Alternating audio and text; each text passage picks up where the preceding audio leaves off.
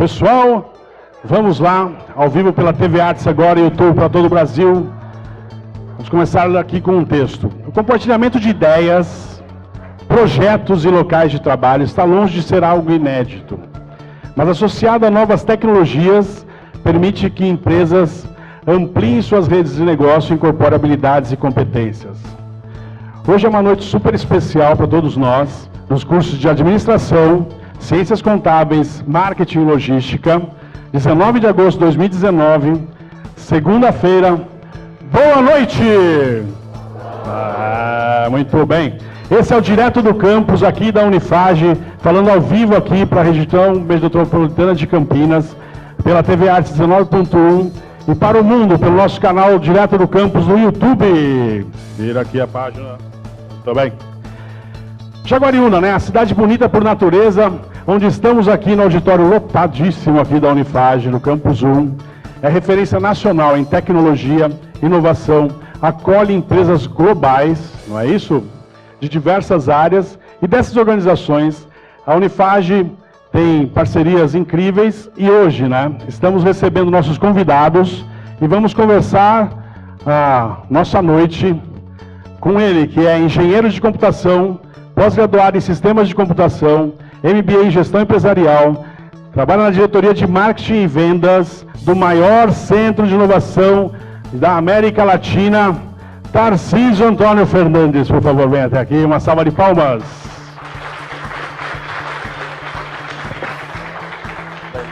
Obrigado. Difícil competir com essa animação toda, hein? Vou precisar gerenciar meu frio na barriga, gente. Tá muito legal o auditório. Os parabéns para a equipe da Unifage, professor Rogério, professor Hector, pela iniciativa. E gerenciando meu frio na barriga, eu quero compartilhar com vocês algumas das experiências que eu tenho, tá, no prazer da minha vida, que é trabalhar com inovação tecnológica. Né? Para começar, quem tem smartphone aqui pode levantar, por favor, a mão? Quem não tem? Isso gera um impacto na economia muito grande. Tá? Todas as empresas que vocês conectados à internet conseguem acessar vocês.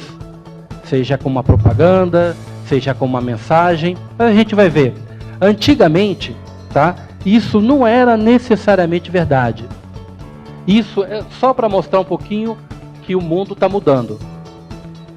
Acreditem, nem todo mundo tinha smartphone. Tá? Isso aqui é em 2005, faz uma eternidade. Tá? A posse do Papa Bento XVI, lá no Vaticano. E o legal da inovação é a velocidade, que a gente tem que estar preparado para isso. E isso abre um mundo de oportunidades. Ops. Aqui a gente vê uma pequena diferença. Em apenas 8 anos, olha como a gente passou a estar conectado. Isso tem impacto direto na economia. Assim como, olha o conjunto de empresas que há 10 anos não existiam. Tá? E aqui eu peguei alguns exemplos navegando pela internet, tá? Peguei alguns exemplos. Acreditem, esse aqui é o maior hotel do mundo. Com milhões de habitações disponíveis para a gente alugar, só que nenhuma é dele. Olha o impacto que uma inovação, uma ideia causou. A Uber, a maior empresa de transportes de pessoas do mundo, não tem um único carro. Usa o veículo dos seus motoristas. A Netflix está causando um problema danado para as TVs. Então, esse é o tipo de impacto na economia, na vida da gente, que antes simplesmente não existia. A Netflix, eu tenho um problema em casa, eu tenho um filho de 3 para 4 anos, e quando ele está assistindo um desenho na TV aberta, ele pede para ver de novo o mesmo desenho. Como é que eu faço para voltar? Não dá. No Netflix, ele mesmo volta. Então, essa é um pouco do que a tecnologia traz para o nosso dia a dia. E empresas que que eu coloquei aqui já morreram. Essa peladeiro aqui, eu usava para jogar futebol. Apesar do shape, tá? Eu jogo futebol. Não entendi a risada. Mas aqui, essa empresa já morreu. A Peladeiros, ela morreu por causa do WhatsApp. Que a galera começou a marcar futebol pelo WhatsApp. Marcava, combinava quem. Hoje a gente marca, combina quem vai.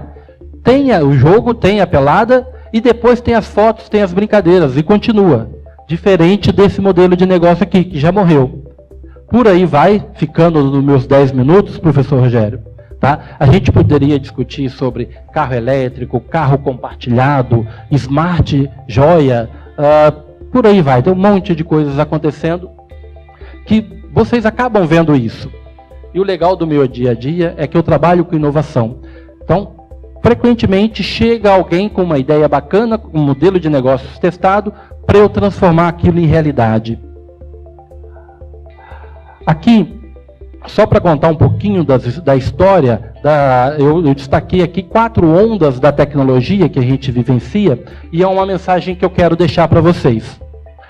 Computador pessoal, acreditem, teve um cara que falou que só haveria 5 computadores no mundo. Isso é verdade. O cara da IBM, não era um carinha bobo não. Hoje, quase que todo mundo tem um computador em casa. Isso aconteceu no início da década de 80. Depois, na década de 90, veio a internet, onde a gente passou a estar conectado. Na década de 2000, especificamente 2006, com o iPhone, né, vieram os smartphones. E hoje, a onda tecnológica, e que aqui eu, como representante de um centro de inovação, que o Brasil está surfando, é IoT, Internet das Coisas, Internet of Things. Vocês conhecem isso? Alguns sim, outros não. Faço o convite para que conheçam um pouco de IoT, porque tem um mundo de oportunidades aqui. O Brasil está se estruturando para ser um desenvolvedor de tecnologias IoT, de forma que a gente seja um exportador de tecnologia e não só um consumidor, um importador de tecnologia. Isso tem impactos na saúde, na cidade, na indústria, no agronegócio, na mineração, na segurança. Tem um monte de coisas que a IoT impacta na nossa vida. Não vou detalhar isso aqui, dá um dia de conversa cada um desses. Na saúde, só para te dar um exemplo, imagine aqueles wearables, mandando informações para o seu smartphone que vai para o seu médico. Você passa a estar monitorado o tempo todo. Dá para discorrer um monte de coisas aqui, não vou entrar em detalhes agora.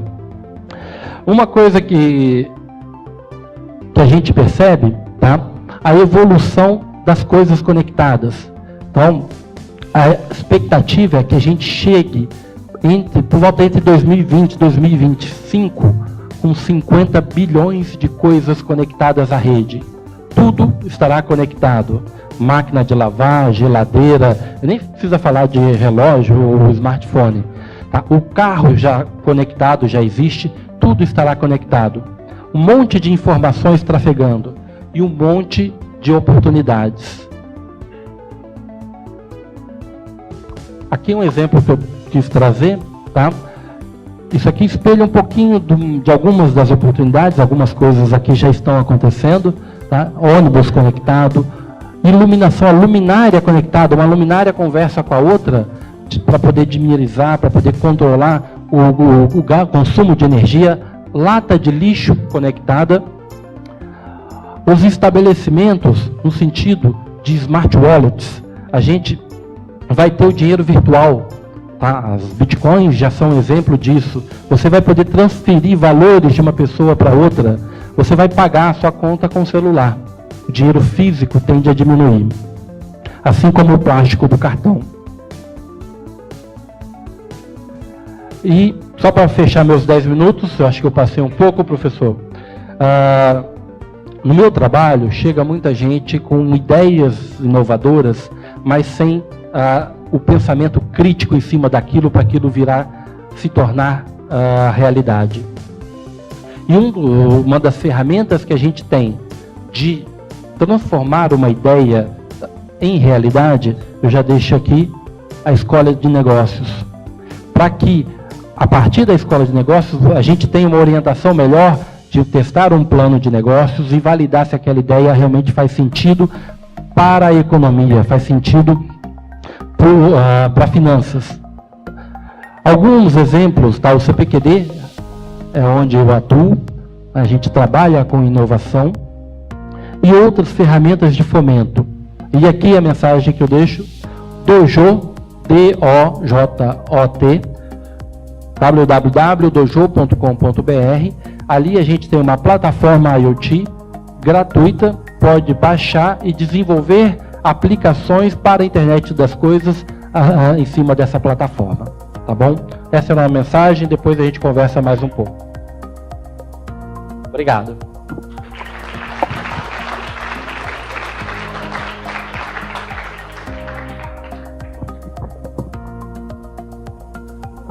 Feito. Dentro dos 10 minutos, muito obrigado, Tarcísio. E agora, continuando aqui nossa noite, agora estou com muita coisa na mão aqui. Desculpem, vamos lá. Para continuar, né, sobre o tema da aula magna, inovação, tecnologia e impacto na economia e finanças. Agora é hora de receber ele que é gerente regional de tesouraria para a América Latina, da Silver Corporation, graduado em engenharia química, MBA pela USP em administração, além de cursos de liderança e gestão pela Harvard Station School. Uma salva de palmas para Guilherme Costa e Silva. Bem-vindo.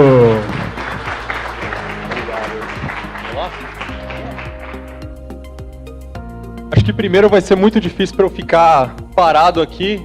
Eu falo bastante com a mão, né? Eu estava tentando conhecer um pouquinho de vocês ali também. Né, saí perguntando pro pessoal de contábeis quem que gosta de finanças realmente. Algumas pessoas falaram não, eu fiquei um pouco preocupado. Mas assim, eu durante a minha graduação, eu não gostava de finanças. Né? Eu fiz engenharia química, como o professor citou ali, e eu sempre gostei de números, mas eu nunca gostei de finanças. Então, para mim, né, depois a gente pode conversar bem fora daqui, tomar um café, alguma coisa. Mas o que eu queria mostrar para vocês um pouquinho é um pouco fora de finanças. Então a gente vai falar bastante aqui, né, sobre o que está acontecendo aí, como que a gente aplica isso em finanças, mas eu queria ir um pouquinho além, né? Então a gente começa com uma pergunta, né? O que você realmente está fazendo hoje para se preparar para o mundo de amanhã? Ele fez uma pergunta interessante, quem tem smartphone? Né? Um monte de gente levantou a mão. Eu vi uma menina, eu estava prestando atenção, uma menina ali no meio, que quando ele falou não tem o smartphone, ela continuou com a mão. Só que ela estava com o telefone na mão, então ela estava olhando o smartphone, na verdade. Isso era o nosso cenário de alguns anos atrás. Então, a geração anterior que vem, né, de todos os talentos e futuros líderes que a gente vem aqui, olha, o meu pai teve esse celular aqui do meio. Né? Eu cheguei a ver esse celular, eu não lembro direito, mas eu cheguei a ver ele. Imagina que livros contábeis, né, ferramentas estavam nesse tipo de material. E acreditem, isso aqui é uma calculadora. Eu procurei, né, claro que eu quis pegar a calculadora que mais parecesse velha, né, para dar aquele na apresentação, mas isso era uma calculadora. Mas e o futuro? Primeiro que eu gosto muito de citar o inglês, tudo, vocês vão ver bastante inglês na apresentação, porque, gente, é a linguagem do futuro, né? Precisamos estar fomentando isso constantemente. E essa instituição, esse jornalzinho aqui, bem simples, chama Forbes, né? Ele fala que a tecnologia já está pegando, ou pronta para, né, absorver 90% dos trabalhos que nós humanos, né? Então, pensa que um robozinho, tá? Ok? Ele já vai fazer parte ali, vou olhar o contrato, vou procurar a palavra contrato nele. Já tem um robozinho que ele faz melhor que a gente, muito mais rápido que a gente e custa muito menos. Isso aqui, não perdeu, ainda bem que não tem ninguém do jurídico tirando o meu colega ali, mas eu quero deixar bem claro que isso aqui é transacional, tá? Tá falando que um software do JP Morgan, que é um banco bem pequeno também, apenas é um dos maiores de ativos do mundo, hoje, o software deles ele faz em segundos o que equipes, né, jurídicas levavam 360 mil horas para fazer. Procurar uma palavra ali no contrato, verificar o modelo de contrato, isso já é realidade. E vamos pensar na parcela da população, na parcela da população que não tem acesso hoje, por exemplo, a uma conta bancária. Por quê? Porque é difícil. Não sei, eu moro no interior do Amazonas, chega junho, julho, tem um período de chuvas, o correio chega para entregar uma carta de barco. Isso acontece. Hoje, para você abrir uma conta bancária, você tira uma selfie, foto do seu documento, né? Depois você manda um comprovante de residência, enfim, 2 dias está lá, está bonito. Né? Isso é o nosso mundo de hoje. Mas aí eu pergunto, essa geração passada, que fechava o livro daquele jeito, eles nem imaginavam isso. Talvez eles imaginavam, não sei, carro voador. Pode estar perto, né? Carro voador. A tecnologia, ela está e ela continuará transformando o mundo em que a gente vive. Né? Isso aqui é um gráfico interessante, eu não sei se vai dar para ver muito bem, para depois quem tiver interesse eu deixo o meu contato, eu passo. Isso aqui é basicamente a adoção, não utilização, tá? De tecnologia em casas nos Estados Unidos. Então, por mais interessante que seja a constância que você vê ali em cima, que a eletricidade e rádio esteja em praticamente 100%, eu olhei, eu dei zoom, não é 100%, deve ter 99,9%. ali das casas já tem isso. Olha o boom que teve nos anos 2000 no smartphone e na rede social. Então, parabéns, vocês são estatística. Né? 100%, teve uma moça ali que ela não tem smartphone, mas estava com smartphone, mas tirando ela, realmente 100% estão. E o que isso quer dizer? Pensa nas empresas de tecnologia e como elas estão transformando. Né? Se você olha ali em 2013, no primeiro quarter ali, as maiores empresas do mundo, por market cap ali, uma era de tecnologia, aquela maçãzinha que todo mundo tem, todo mundo adora. Né? Em 2018, né, esse dado é de Q1, essas empresas continuam como as maiores, né, só que elas têm mais market cap. Elas cresceram, elas ainda estão maiores. E o fato interessante disso é, todas são de tecnologia. Todas estão impactando a economia, todas estão impactando a sociedade, né, das suas maneiras. Né? E um dado interessante que também não vai dar para vocês verem, então eu vou ler aqui. A cada $1 que hoje é gasto em propaganda, né, 60 centavos de dólar ou é do Facebook ou é do Google. Então, quando você digita geladeira no Google, aí você vai para o Facebook e tá lá a geladeira. Né? Estão pagando e 60% desse revenue aí, dessa receita, né, deles, está vindo disso. Interessante. Tecnologia. Isso aqui também, nossa, eu quis colocar dado financeiro. Você não imagina, o financeiro que vai lá e não fala nada de finanças. Né? Então isso aqui é um status ali, né, é uma pizza meio estranha, da dívida mundial. Então o mundo deve para alguém, pode ser um marciano, não sei, 250 trilhões. Imagina o empréstimo que tem que fazer para pagar isso. Né? E a gente tem essa visão que a dívida, ela é algo ruim. Né? Você chega lá, você fala para o seu financeiro fazer uma dívida, pô, vai gastar meu budget, nosso budget. Né? Mas as pessoas têm que ver a dívida também como um fomento à tecnologia, ao empreendedorismo. Isso aqui é dívida mundial. Provavelmente isso está fomentando novos negócios, novas tecnologias, novas Amazons. Para quem já leu a biografia, lê a Amazon, a maneira que ele começou e o jeito que está hoje. Né? Interessante aqui. Se você olha a lista dos 50 mais ricos ou mais ricas do mundo, 12 vieram de tecnologia e a média deles tinha 18 anos. Ou seja, podemos ter um bilionário nessa sala. Fica o meu contato. Se você ficar bilionário, podemos ser amigos. Isso aqui, a imagem não deixou muito legal, mas é basicamente quanto tempo que levou para essas plataformas chegar a 50 milhões de usuários. A gente tem primeiro ali em cima, que não dá para ver, so sorry, linhas aéreas. Né? Então, aviões, pessoas voando pelo mundo. Levou, eu vou chutar, acho que foram 68 anos, eu não lembro direito. Tá? Mas vamos para o interessante. Você tem ali, internet, 7 anos, para quem conhece a história da internet e tal, levou 7 anos para gerar 50 milhões de usuários. Você pega o Facebook, demorou 7 anos. WeChat, alguém sabe o que é WeChat? Não, é o WhatsApp da China. Pois é, Ali em um ano eles chegaram a 50 milhões. E o mais interessante, Pokémon GO. Pokémon GO demorou 19 dias. E vocês olham aqui as pessoas que... Quantos aqui dessa sala... Estatística. Baixaram Pokémon GO e parabéns, vocês são estatísticos. Vocês são dados. Que é o que eu coloco no slide anterior. Dado é rei. Uma das coisas mais caras de você analisar hoje, mais interessantes, são os dados e como eles influenciam na organização. E agora eu tenho não é uma propaganda, é de uma empresa, não estou recebendo nada por isso, apenas acho que é interessante. É um vídeo que está em inglês, mas, não tem legenda, sorry, mas eu acho interessante mostrar ele. Reparem no ambiente, tá?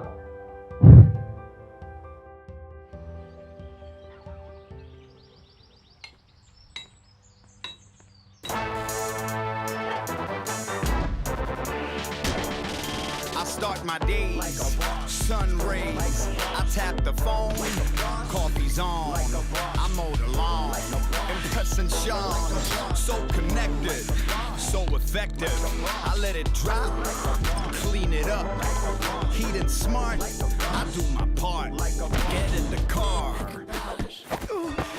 superstar, they're watching me, IoT, IoT, IoT.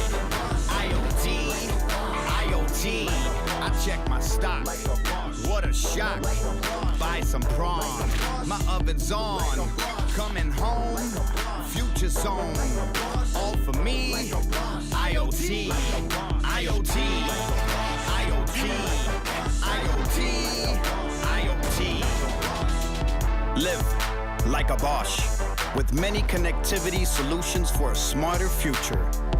Uma pergunta. Vocês acham que a geração anterior imaginava algo disso? Parou? Provavelmente não. Né? E tira o like a Bosch, que óbvio, vocês perceberam, é a Bosch, né? Mas assim, tira isso um pouco do contexto e pensa na nossa casa hoje. Né? A Amazon, há pouco tempo, nos Estados Unidos, lançou uma loja que não tem ninguém trabalhando. Você entra, você tem o aplicativo no bolso, em Seattle, né? Você entra, pega o que você quer, o celular no bolso, não tira o celular. Pega a sua coca e o seu whatever, sai andando da loja, chega a cobrança no seu cartão de crédito. Não tem ninguém. Não tem ninguém. Você faz as suas compras, você só passa com seu carro ou entrega direto para você. A pergunta é, será que estavam pensando nisso? Então, para quem conhece isso aqui, a geração anterior olhava os Jetsons. Isso, meu pai, né? Sou de uma geração próxima de vocês, bem próxima. A geração anterior olhava os Jetsons e imaginava carros voadores. Né? Aí fica a pergunta para vocês, uma provocação. Quem são os Jetsons de hoje? Quem são os Jetsons da nossa geração? O que a gente está imaginando? Obrigado.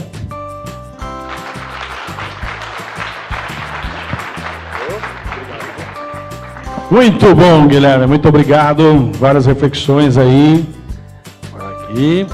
E agora, para continuar com a senda, IoT, eu gostei da música, IoT, muito bom.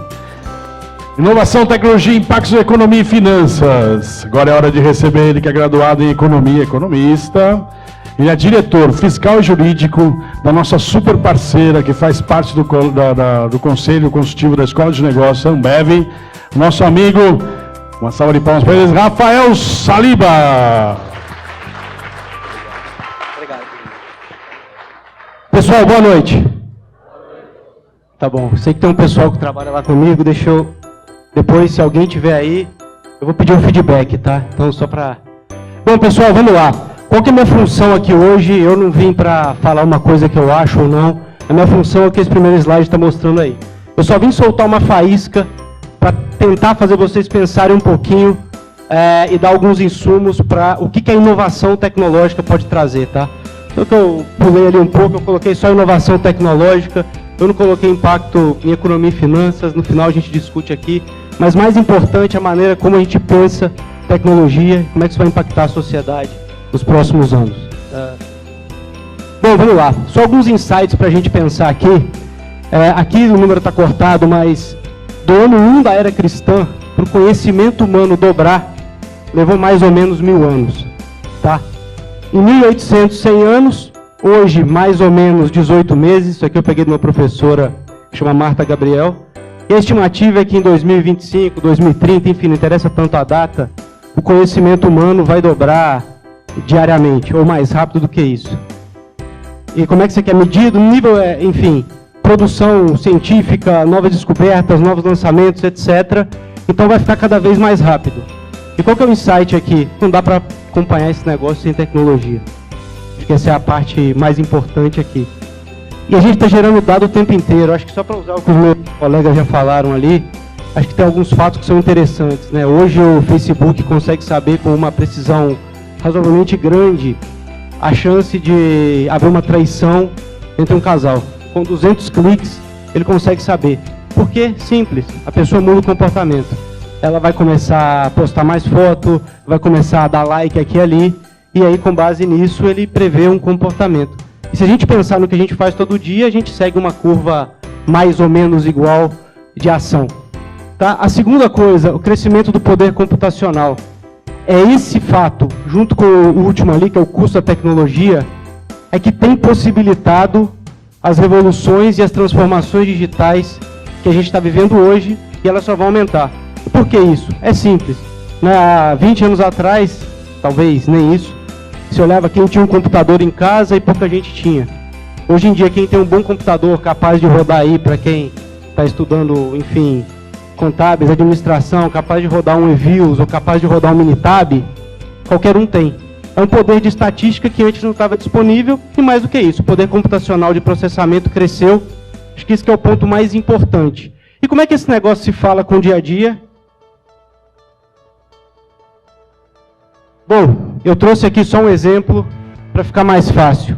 Qual que é o desafio que o médico tem no dia a dia e que é aplicável para toda a profissão, é aplicável para os economistas, para os advogados, enfim, para cada um pensar a própria profissão? Você chega no médico como um paciente, você fala para ele o seguinte: cara, o que eu tenho? Né? Eu estou com o nariz escorrendo, eu estou com febre alta, eu estou com a pressão alta, assim por diante. O que o médico faz? Ele primeiro tem um sistema de medição lá, então ele vai te auscultar, vai medir sua pressão, tirar sua temperatura, etc. O que ele faz? O médico tem uma base de dados que ele estudou, está na cabeça dele, que fala o seguinte, ó, se um jovem de 20 anos vier aqui com a pressão A, temperatura e com, enfim, qualquer outro sintoma, na média, e aí por isso estatística ali, ele faz uma curva normal dos acontecimentos que ele viu e acha que a maior probabilidade daquele cara ter é, eventualmente, uma gripe. Claro que eu estou simplificando aqui para forçar o ponto, só que pensa bem, o que é um pedaço de algumas profissões que a gente vive hoje no dia a dia. Você vai no cara para ele medir uma série de dados sua, ele tem um conhecimento que não está estandardizado ou padronizado, e ele vai usar, com base em probabilidade, qual é a maior opção, a maior chance de você ter aquilo. E qual que é o fato engraçado disso? Por que tem muita gente, e quem tiver familiar mais velho que vai no médico, às vezes vai no médico que não tem cabelo branco, fala assim, pô, mas esse médico não tem nem cabelo branco, será que ele sabe mesmo o que eu tenho? Qual que é a diferença desse negócio? O que tem a ver o médico com o cabelo branco? Ele tem maior amostra, ele é capaz de fazer um maior ajuste de probabilidade, porque ele viu mais coisa. E isso serve para todo mundo, né? Eventualmente, um pedaço do trabalho da agência de marketing é o quê? O cara já fez vários trabalhos, então ele tem uma amostra grande, ele sabe mais o que dá certo. Por isso que quem faz mais coisa acaba acertando mais, porque tem uma amostra de dados maior. Então, acho que esse que é um pouco o desafio que, enfim, atualmente se encontra, e é isso que está trazendo a evolução. Quer dizer, como é que você capta dado, como é que você estabelece as regras num parâmetro em que esse dado possa ser medido, e mais do que isso, você faz uma estatística com isso e acha exatamente qual é a probabilidade. Aonde reside a dificuldade de algumas das evoluções que a gente tem hoje? No sistema de medição, porque eu não necessariamente consigo medir tudo, mas eu coloco um Apple Watch, eu tenho IoT, qualquer wearable, enfim, que eu consiga medir, e eu começo a gerar um monte de insights. Se é bom ou ruim, tem uma série de aplicações. O fato é o seguinte, se todo brasileiro ou qualquer um da população mundial tiver um relógio no braço que meça a pressão dele, com certeza a gente vai ter menos gente morrendo por infarto ou qualquer outra doença que possa ser captada através disso. Isso é uma grande evolução e salto de produtividade, enfim, para a humanidade inteira. Por fim, onde é que a gente está nesse negócio todo, né? Acho que o mais importante é colocar em perspectiva histórica. Essa não é a primeira e nem vai ser a última revolução pelo qual a gente vai passar, né? A gente passou na motor a vapor, eletricidade, computação, e o que a gente está fazendo agora é inteligência. Como é que essa inteligência está sendo medida? Basicamente, coletando dado e olhando estatística. É exatamente o que ele faz. Ele pergunta para o Google qual que é a capital da Argentina, e o Google vai achar com probabilidades X que a Buenos Aires é a mais procurada, etc., e vai responder Buenos Aires, ou do Brasil, que vai ser Brasília, enfim. É isso que ele faz, ajusta probabilidades. E essa revolução que a gente está vivendo, ela tem um problema grande do sistema de medição. Muitas coisas ainda não estão disponíveis, mas na prática, assim que elas tiverem, muitas das profissões vão ter que ser repensadas. E por fim, e aí, o que a gente faz com tudo isso, né? Acho que o mais importante é captar dado, né? Todo problema que a gente tem é como é que a gente capta o dado e capta o dado certo para resolver aquele problema ou para medir aquele evento.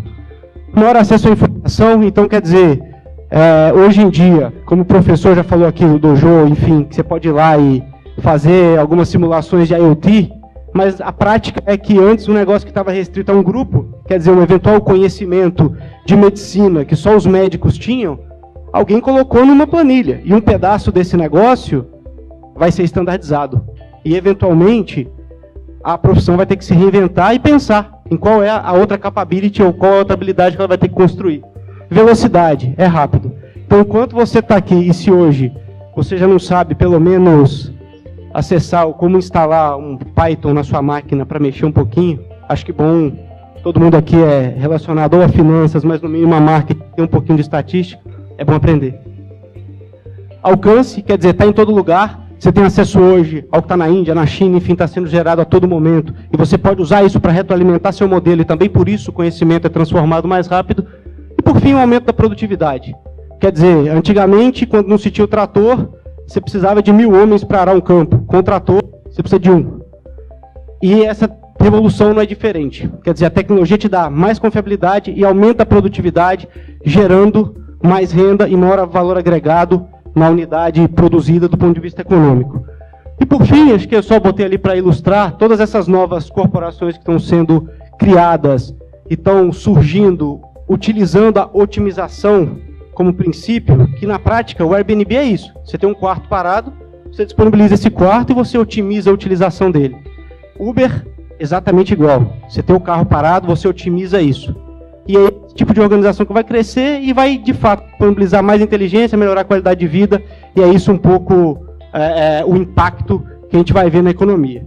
E acho que, por fim, só para deixar um recado, Roberto Campos aí, é que mais importante que as riquezas naturais é educação e tecnologia. É esse negócio que sempre avançou, levou a humanidade a novas curvas de produtividade, a nova geração de renda, enfim, é isso aqui que é o recado. Acho que não nada que nenhum dos meus colegas falou aqui é diferente do que eu estou colocando aqui. Só quero que vocês saiam aqui um pouco com a faísca de como pensar diferente, como pensar a maneira de construir tecnologia e, enfim, gerar produtividade e colocar no sistema para poder medir o que, de fato, cada pessoa gera de valor agregado. É isso, pessoal. Obrigado.